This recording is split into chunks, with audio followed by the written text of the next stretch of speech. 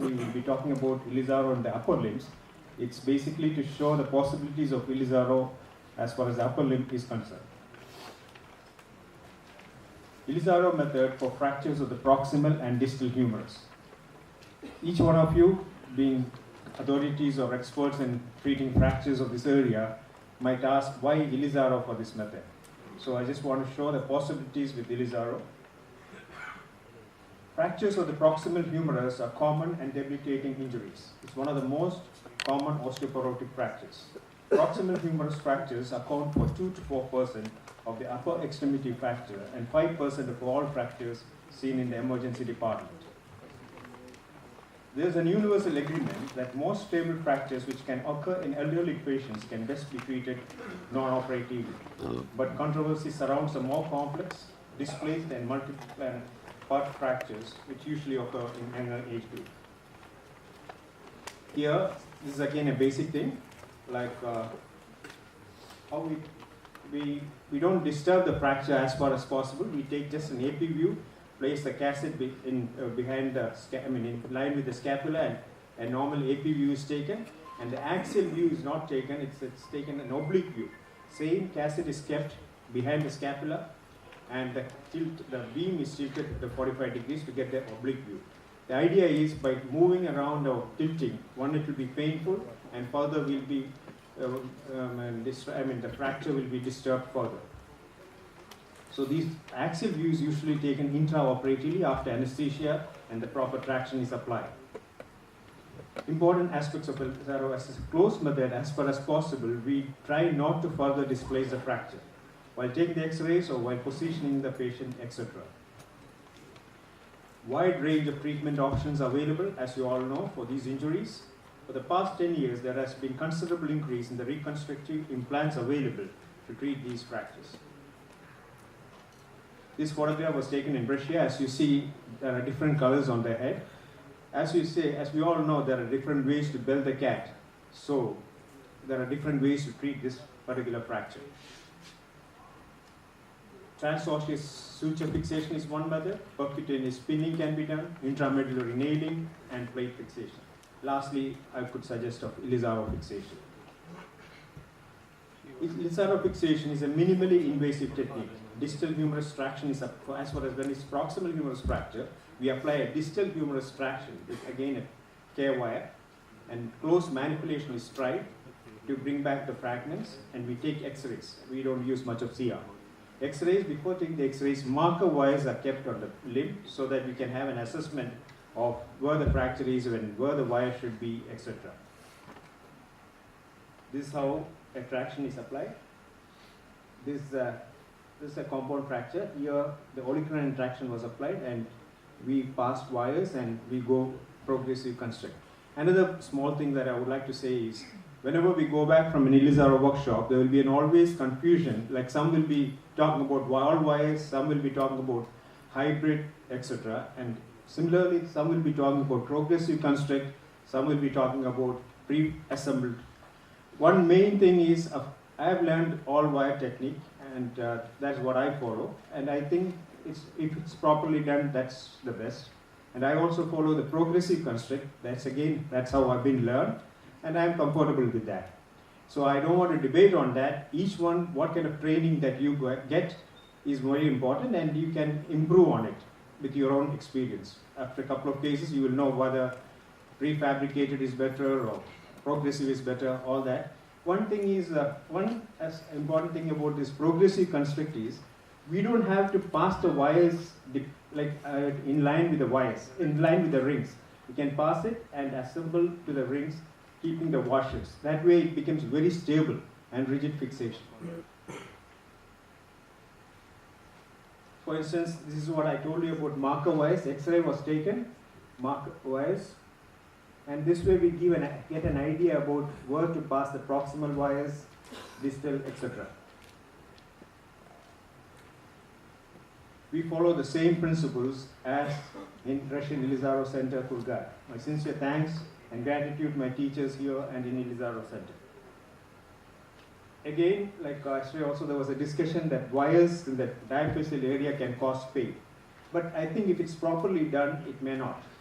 And another important factor is all these wires, when it's all wire construct, it's very important to have olive wires from both sides also, so that it will not slide and will be stably fixed.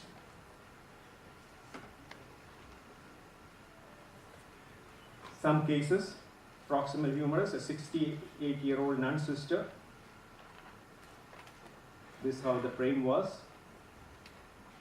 and a function after removing the frame. This 57-year-old male, osteoporotic fracture, patient with a frame, and his function soon after removing the frame. Fracture dislocation, a 77-year-old person who came to us a little late. This dislocation, we had to open it to reduce the dislocation and fix with these minimal wires. And his function soon after removing the frame.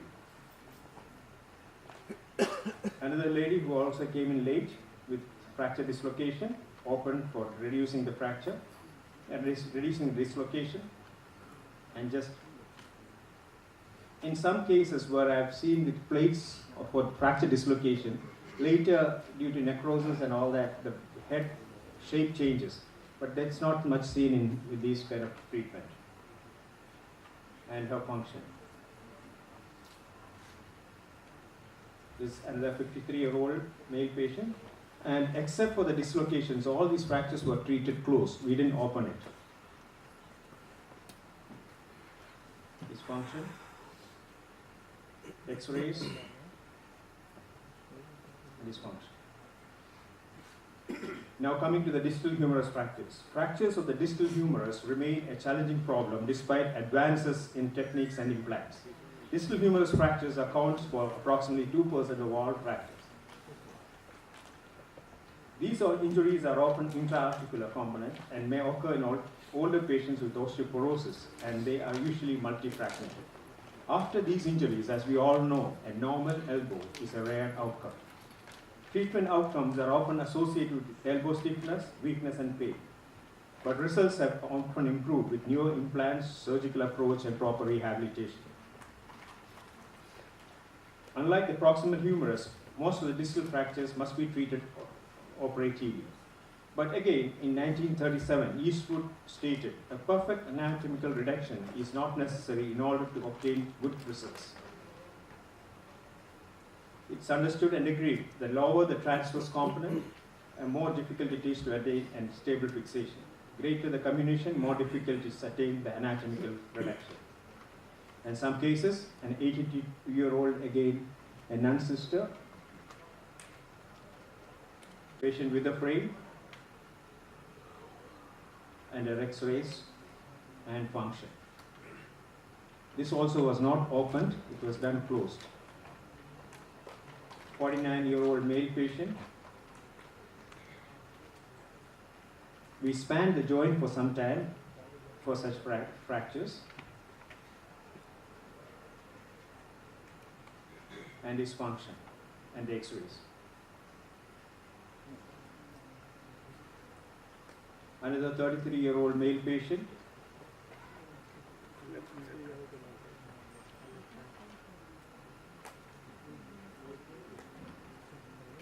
Not to slide it, like we have kept olive wires on either side. And his function. Another patient.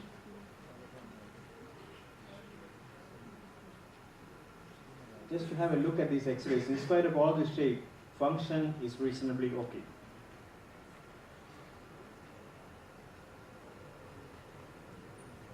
Another 24-year-old young chap. You must have noticed, we use only wires. X-rays and function. This was compound.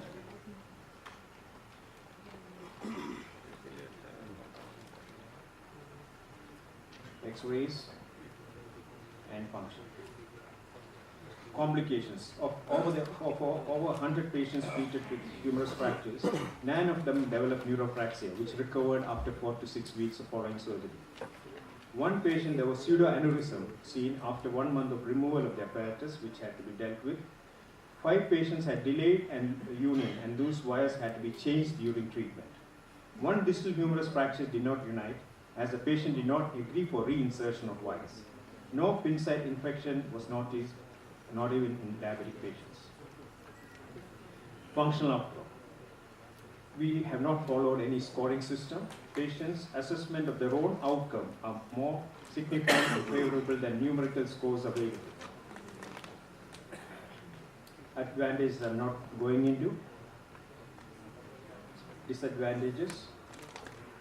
And one contradicting thing that we noticed is, as we all would agree that the goal of treatment for intra-articular fracture is anatomical restoration of the joint surface. But as I told you, none of these treatments were done with, we didn't open it and reduce it. It was all done closed, so we could not get anatomical reduction, but fracture union and function was reasonably good.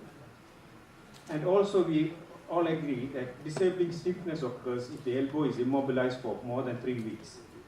But the spanning was done in some cases for 6 to 8 weeks also, but that also did not show much of stiffness. I don't know what the reason could be. Some say it's because these wires reduce the pressure, intra-articular pressure and intra-osseous pressure. That could be one of the reasons.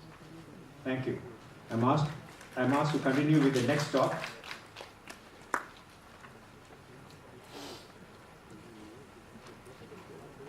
That's regarding, again, non-unions of the upper limb.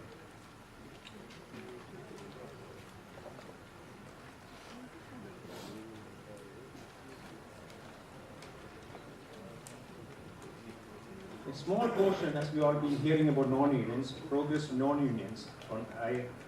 Non-unions are either infected or aseptic. Non-unions are routinely classified into 2, hypertrophic and atrophic.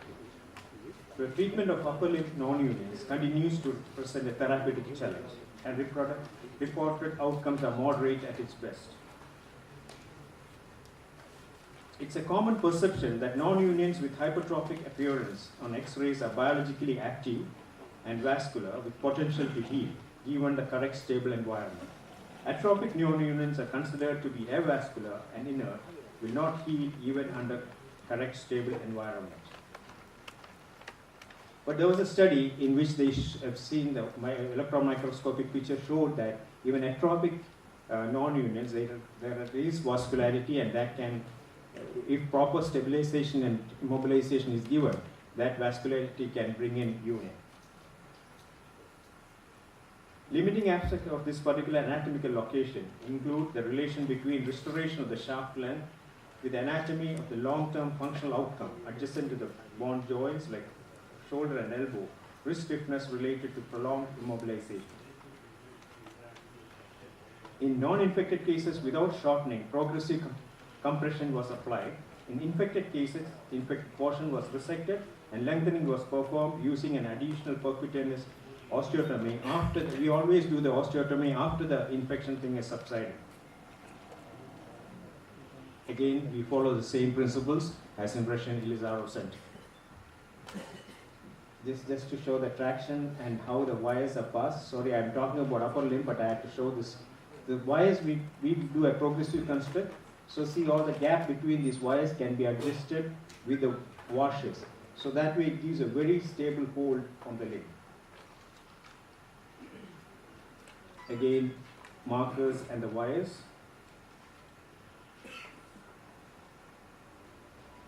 Some cases. Patient, 61-year-old.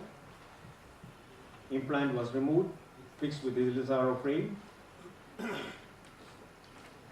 That's how the picture looked. And it went united. And our function. Male, 34 years.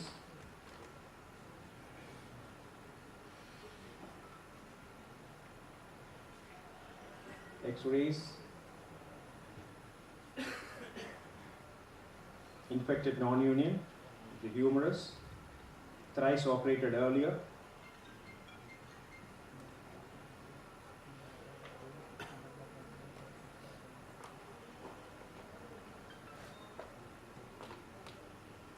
X-rays and its function. Distal part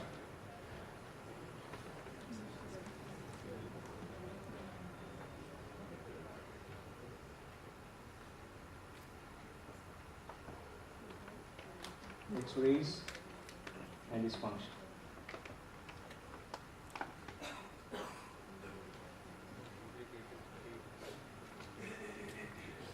X-rays, patient with the frame,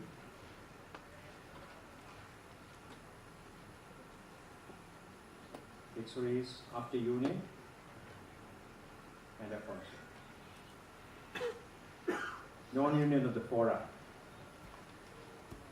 Non-union of the distal radius fractures is extremely uncommon.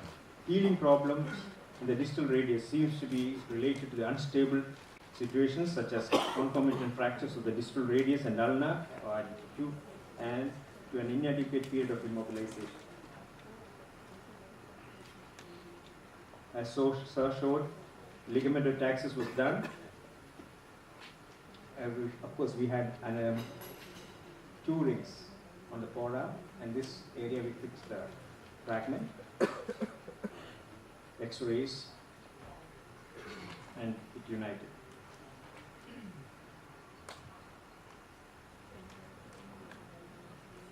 Non-union of the ulna, just compression was given.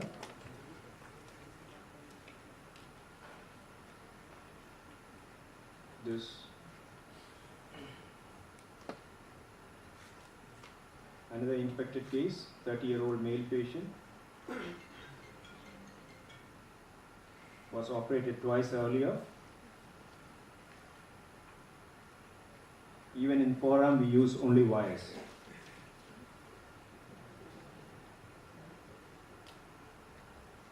Unfortunately, it also united.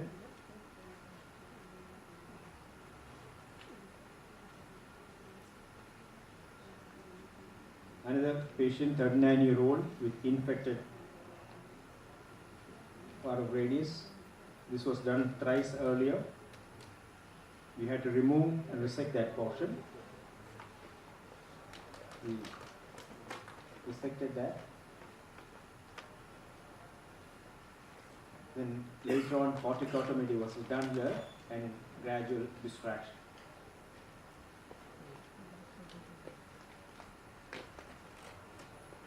Patient with a frame.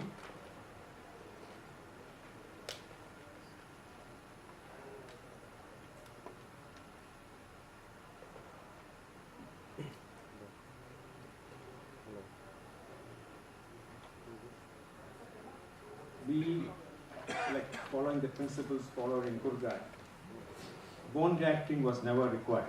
Maybe that earlier slide that I showed, even in atrophic areas, there are vascularity, and only thing if stabilization and compression is given, it should go into union.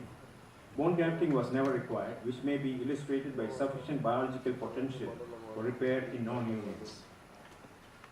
The Ilizarov technique is an important treatment method for surgeons performing post-traumatic reconstructive surgery.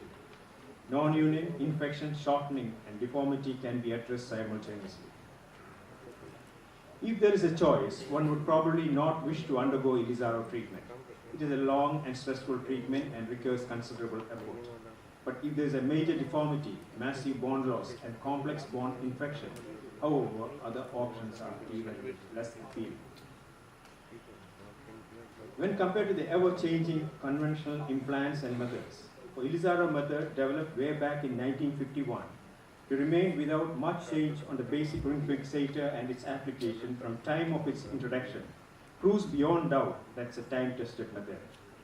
They say usually, when we were discussing about Ilizarov method between some Ilizarov surgeons, actually if you follow what they have been doing in Kurgan, if we get it and observe it and follow, they say it's kind of a gold standard.